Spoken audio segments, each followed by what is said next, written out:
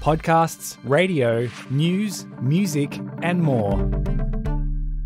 Hi, I'm Sam Hawley, coming to you from Gadigal Land. This is ABC News Daily.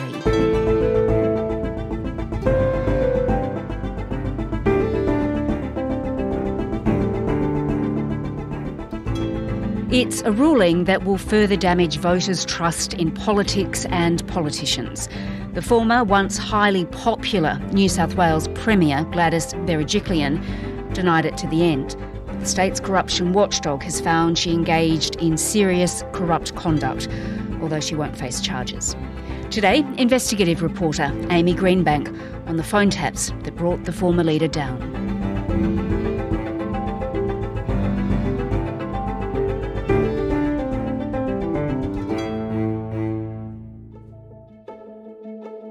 Well, I've already got you the Wagga Hospital. But they should have done it. I know. I just spoke to Dom.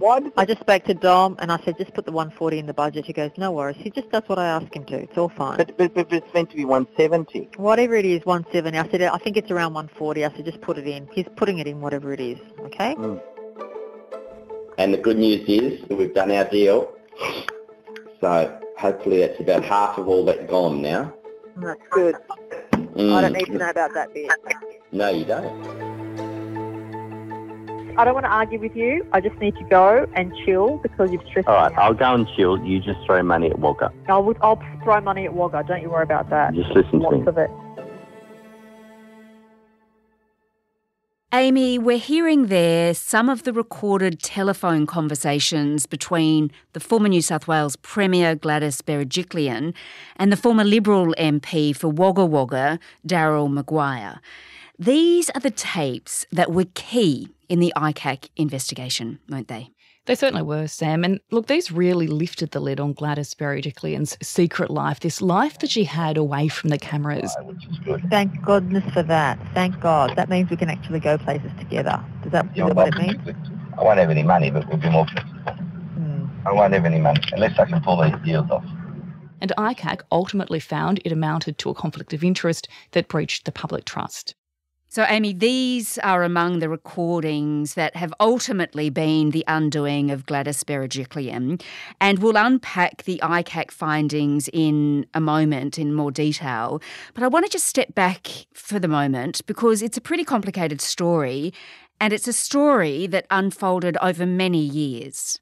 And it really began right back in 2018 when Daryl Maguire's name just pops up in an ICAC inquiry that was into the former Canterbury City councillors and public officials. Now, this inquiry heard evidence that Maguire had tried to broker these property deals for multiple clients across Sydney. My client is mega big, okay? If he's interested, my client is mega big and got mega money and wants a 2 or 3 DA-approved projects.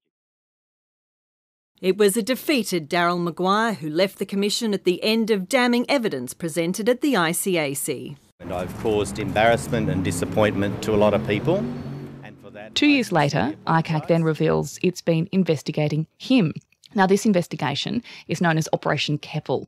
The public hearings for this operation began in September 2020, and that's when it immediately becomes clear that his phone has been tapped, and these were the phone taps that would capture and reveal his relationship with Gladys Berejiklian.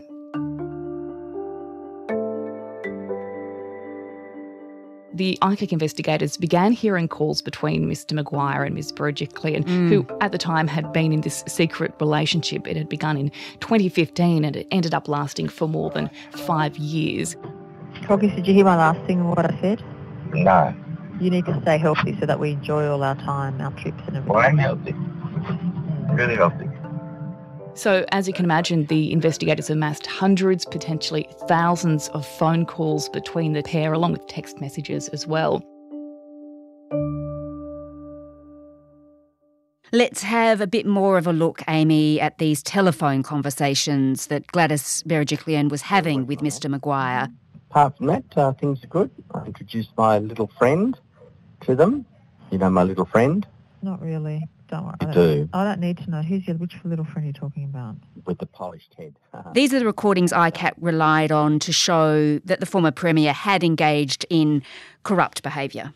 And that's right. There are a lot of recordings here, and it's good to remember when listening to these that Ms. Berejiklian's argument was that she was not in a serious relationship with Mr. Maguire, certainly not serious enough that she thought she would need to disclose it.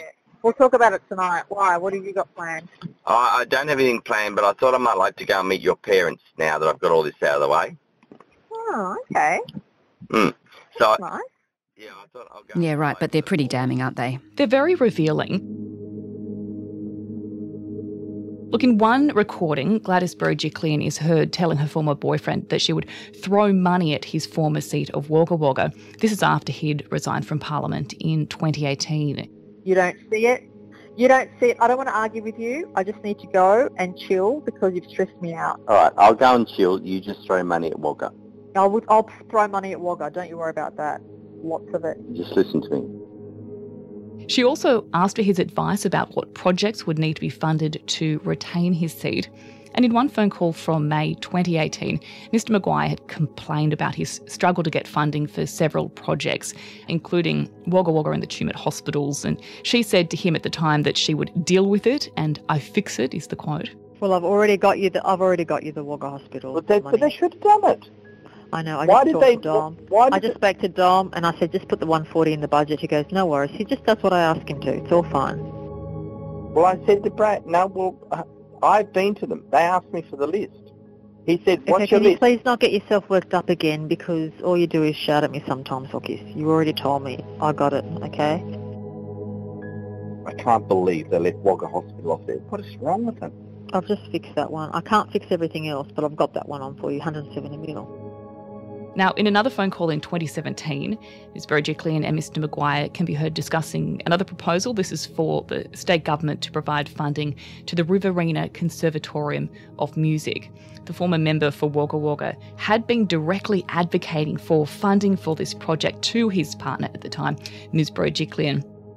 Well, I had, what's his name, come and see me today. I can't stand that guy.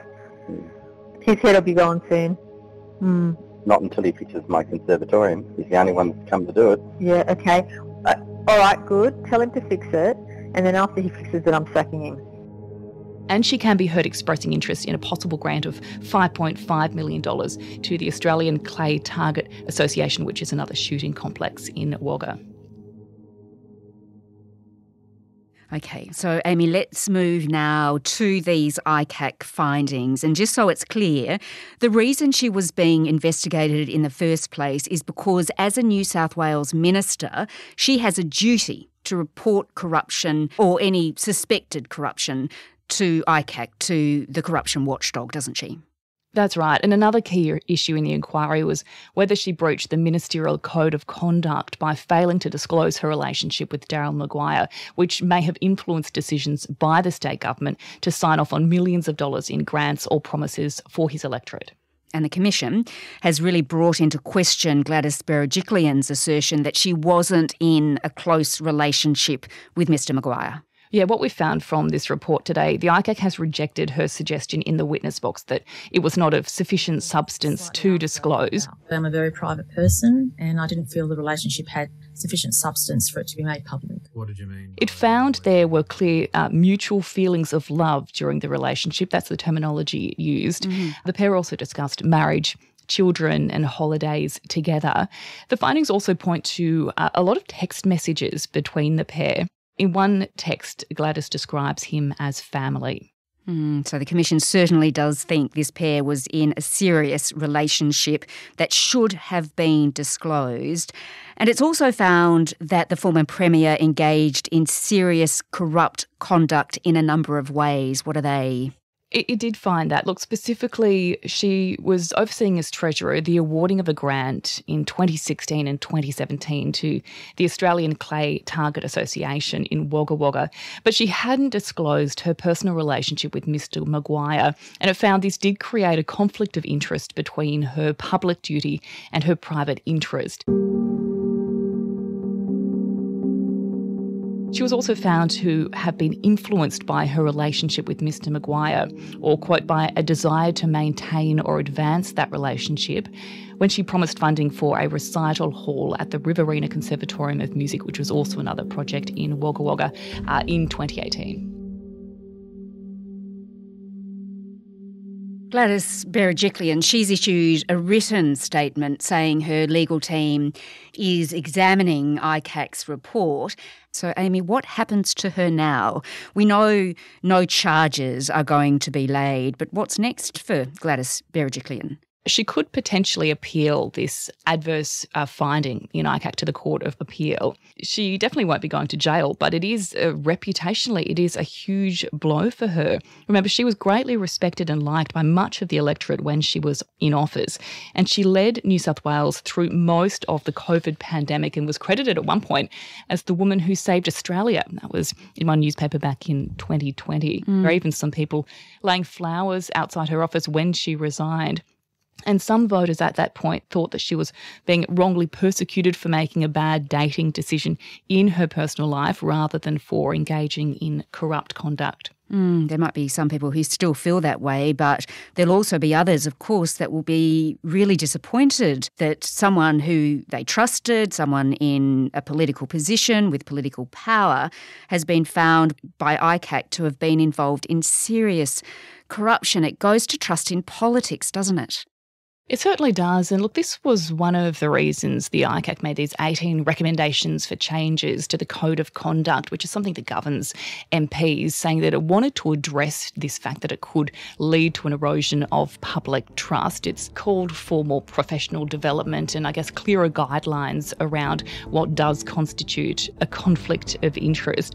But it certainly may not dispel the notion that some politicians are in it for themselves. Some may be looking after their own interests rather than what the voters want, which could lead to more disappointment out there.